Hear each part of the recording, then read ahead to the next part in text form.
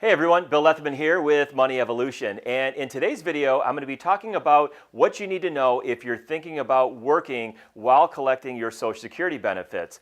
Now this is a topic that I've done a couple of other times here on the YouTube channel, and it's always gotten a lot of attention, a lot of views, also a lot of questions as well. So in today's video what I want to do is take a little bit of a deeper dive on this and also make some updates with some new figures that you need to know for 2023.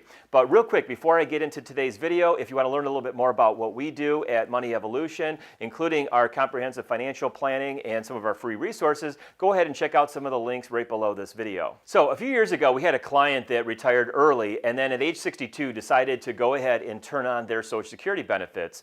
After collecting about a year's worth of benefits at around 63 years old, that individual got a call from their former employer with an offer to go back to work. And so they decided to take that offer and they went back and started earning that income from their employer. And they never actually turned off their Social Security benefits. And after doing this for a while, they started to get these letters from the Social Security Administration basically saying that you have been overpaid your benefits, and then they had to pay that money back.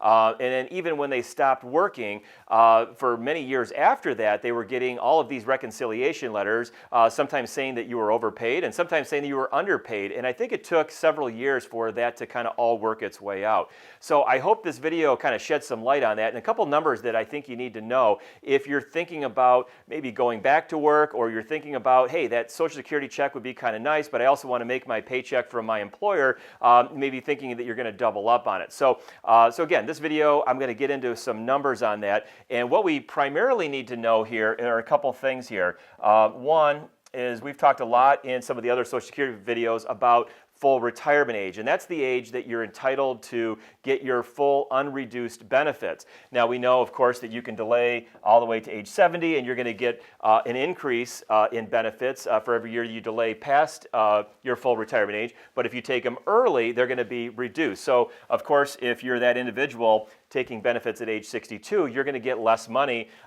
than you would at your full retirement age. Okay, so now for purposes of today's video, let's assume that your full retirement age is 67 years old, and I think that's probably going to match up with most of the people watching this video here, and let's assume that you're 62 years old here today. So there's a couple of things that we need to know. So if we're talking about turning on that Social Security benefits at 62 or any year before the year you reach your full retirement age, there's going to be a little bit heavier restriction on how much money you can earn and still have an unreduced Social Security benefit. So for 2023, that number is going to be $21,240. And so you can make any amount up to that amount and not have a reduction to your Social Security benefits. But if you start earning more than that, what's going to happen is you're going to lose $1 in your Social Security benefits for every $2 that you exceed that amount. So in other words, if you exceeded that amount by $10,000, what's going to happen is you're going to actually lose $5,000 of your benefit. That's going to be subtracted from that amount. You're going to have to give that money back. Not a very good situation. And if you think you're going to be in the situation where you're going to be over that amount, what I would recommend doing is notifying Social Security Administration as soon as possible and figure out how you're going to be able to deal with that. Really, the best recommendation, in my opinion, is that if you're still working, I would rather see somebody delay taking those Social Security benefits until they've either stopped working or they reach that full retirement age, and maybe even beyond that, because Social Security is one of those last areas that you're still getting a pretty decent increase in benefits. So before your full retirement age, those benefits are growing at maybe 6.5–7% in those years before your full retirement age, and then after your full retirement age, they grow at 8% per year all the way to as late as age 70. So not only does that give you a bigger amount, but then we don't have to worry about all of these calculations and things that really can get very complicated and really get messy, to be perfectly honest. If you start getting those letters saying that you've been overpaid and you've got to pay that money back, and just a lot of things to figure figure out there. So what you can start to see here is just how quickly you can start to lose some of those Social Security benefits if you exceed those thresholds, that $21,420 for 2023. In fact, actually, we can calculate the exact moment when you would actually have to give back 100% of your Social Security benefits. And the way we would do that is just a real simple formula here, but we know we get $21,420 for free. Basically, we can earn up to that amount without having our benefits reduced. And we know that we're going to lose $1 for every $2 that we exceed that. So if we just multiply 21,420 by 2, and that number is 42,840, and then add back in that free amount, that 21,420, and it actually says $64,260 is the amount that for 2023, if you earned that much or more, you would lose 100% of your Social Security benefits. You'd have to pay those back. Okay, so all of this pertains to what happens if you're working and you're collecting Social Security benefits in the years before the year that you reach your full retirement age. And again, for purposes of this example, we're saying that your full retirement age is age 67, and let's assume that that's going to happen for you in 2028. So everything we've done up to this point is what would happen in the years 2027 and earlier. And again, that's going to have that threshold of 21,420. That's what it is for 2023. It's usually going to change a little bit every year with the rate of inflation. Now, in the year that you reach your full retirement age, so again, assuming this 2028, there's going to be a slightly different set of rules here. One of those things is going to be the amount of earnings that you can have before you have to start paying back that Social Security benefit. That's going to change pretty dramatically. So again, it was 21,420 if you're in the years before your full retirement age, and in the year you reach your full retirement age, it's going to be 56,520. So a pretty substantial increase. And the way that the Social Security Administration does this is they allow you to earn up to that amount, that $56,520, in the months before you reach your full retirement age. So let's draw a little timeline here. Let's say that we have January and December 31st. So that's our calendar year. But let's say your birthday is on August 1st. So the way the Social Security Administration does this is you're allowed to earn this $56,520 in those months that you have before your full retirement age, whenever that is. So if your birthday is on January 31st, you can actually earn that $56,520 in that 1 month.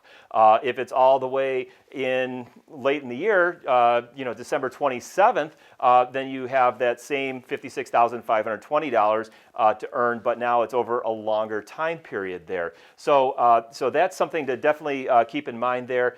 And then after, let's say August 1st, if that's your birthday, you can earn as much money as you want. So if you kind of structure this, you could earn 40, 50, 56,520 or whatever that number is, and then you could make $300,000 in that last couple months of the year, and you would not have to pay back any of your Social Security benefits. Now, the other difference is going to be how they actually calculate the reduction here if you exceed that amount, that $56,520. So again, in the years before the year you reach your full retirement age, they're going to take away $1 for every $2 that you exceed the threshold. Again, a much smaller threshold. And then in the year you reach your full retirement age, if you were to exceed that $56,520, again, that's the number for 2023, they're going to take away $1 for every $3 that you exceed that. So we can kind of do that same math, figure out where our break-even point is, but this time we'd have to actually multiply that $56,520 by 3 and then add in our free amount, which is at $56,520. But that means we can earn actually $226,080 here, and that's going to be the amount that we would have to earn over that where we gave back 100% of our benefits. But remember here, this gets very, very complicated. So it's not a situation that I think is ideal to be in where you have to start paying back these Social Security benefits. And even though the Social Security Administration does say that if you do pay some of this money back, that money's not really lost forever. They will actually recalculate it and then give that money back to you at your full retirement age, or recalculate calculate the amount that you would get, I should say, at your full retirement age. So it's not necessarily lost forever, according to the Social Security Administration, but it's a very complicated formula. And again, my recommendation is just that if you're in that situation where you're thinking about working, make sure you're going to be under those thresholds, or just don't turn on the Social Security benefits at all. So I hope that all makes sense. I know there's a lot of moving pieces there and a lot of numbers to understand, but hopefully that's a good context to really understand how that works if you're planning to work while collecting your Social Security benefits. Now, real quick though, before we leave this video, I want to talk about a couple of very common questions that we get asked all the time. The first of those questions is what actually counts as earnings. So we talked about the threshold, threshold before the year you reach your full retirement age, and the threshold for that year you reach your full retirement age, but actually what goes into that? And probably one of the most common questions we get asked all the time, well, I'm retired, but my spouse is still working. Is my spouse's wages going to impact the amount that I get? Am I going to have to pay back my benefits because my spouse is still working? And the answer to that is no. So what we're going to do here is we're going to look at a couple of things that go into each of those categories right there. So we'll say spouse's wages. So if your spouse's wages, whatever they are, if they're really super high, or if there's something that's going to maybe, would normally push you over that threshold, that is not going to count towards your benefits being reduced. So spouse's wages. If you have a distribution from an IRA account, or you have a pension, those are all things that would be taxable, most likely, to your income, but those are not going to impact the amount that you get from Social Security. Interest from bonds or CDs or capital gains, anything like that. If you have an annuity payment, anything like that. Even if you have, let's say, rental income, we'll put that over here too. So rental income, none of that is going to impact that earnings threshold. You're not going to have to pay it back if you have anything over here. The things that would, of course, is if you have wages and they're going to actually include your gross wages. So even if you're having some deductions for a retirement plan or anything like that, you don't get to reduce that by that. It's going to be the gross wages from your employment. So again, not your spouse's. And if you have any net business income, that is for you. Again, if your spouse has net business income, that's going to be on their side. It's not going to impact your benefit. So, so that's kind of a little breakdown there. So anything kind of retirement related, that's not going to impact that earnings threshold. But if it's wages or something that you're actively participating in, like a business or employment, that's going to be one of those factors that's going to potentially push you over that threshold. So now another question that people ask, and I think quite honestly a question that more people should be asking, is what happens to my spouse's benefits if my benefits are reduced because I'm over those earnings thresholds? And where that's going to really come into play is a situation where, let's say I'm collecting a benefit, I'm not at my full retirement age, and I'm also working and earning more than what those thresholds are, that amount that's before full retirement age or during the full retirement age year, if I'm over that amount. Now, where that's going to be a factor is if I have a spouse that is collecting a spousal benefit that's part of my work record. So you may have a spouse, or you may be the spouse, and maybe you've got a pretty decent Social Security benefit based off of your own work record. Maybe you're getting $12,000, but maybe you're getting another $8,000 as part of a spousal benefit. And so if your spouse reaches that earnings limit and is over that earnings limit, then some of that spousal benefit is also going to have to be paid back. So in other words, being over the earnings threshold isn't going to just affect that individual, but it's also going to affect any Social Security benefits that are being paid out because of that individual's work record. So those spousal or dependent benefits. Now, one thing I will say about this is that if you're collecting a spousal benefit from an ex-spouse, that is not going to have any bearing because you don't have any control over that. That's not part of your household anymore. And quite honestly, you might not even know, probably don't even know whether they're collecting their benefit or not. So your spouse and their